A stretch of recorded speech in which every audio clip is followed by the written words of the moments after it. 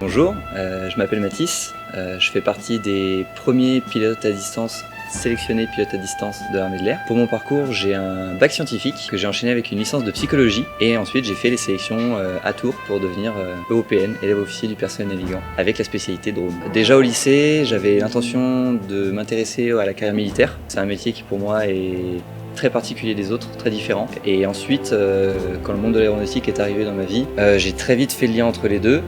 Et donc quand je suis allé au CIRFA, on m'a très bien accueilli et on m'a expliqué les différents cursus, dont celui des EOPN. Et donc très rapidement j'ai fait le lien entre la carrière militaire et la carrière aéronautique. Et donc j'ai tenté les concours. Plutôt décrire ma position, ce serait la chance.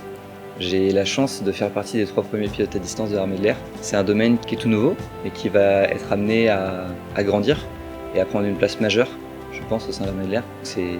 Je considère ça comme une chance.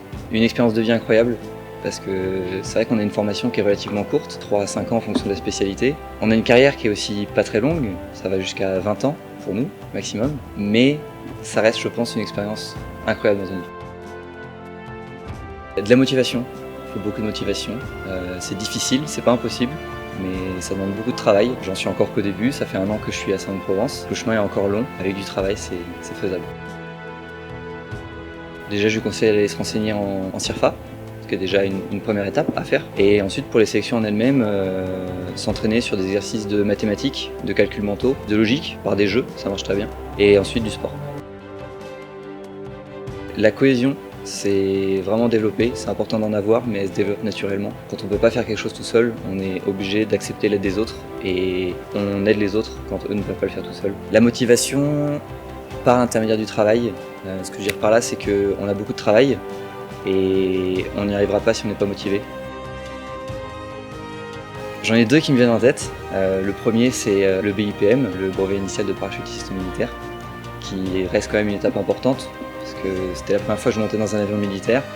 J'ai pas atterri avec l'avion, parce que j'ai sauté en vol. C'était très impressionnant, je suis très fier d'avoir fait, c'est une expérience qui est incroyable.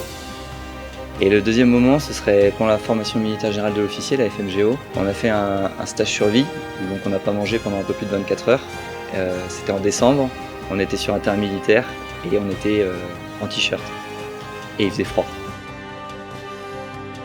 Au BIPM, on a sauté sur une zone qui fait plusieurs kilomètres carrés d'herbe. Et sur cette zone-là, on a des bandes d'accélération qui font 50 mètres par 5 en béton pour les décollages planeurs. Et j'ai réussi à atterrir pile dessus. Voilà, et ça fait mal aux fesses.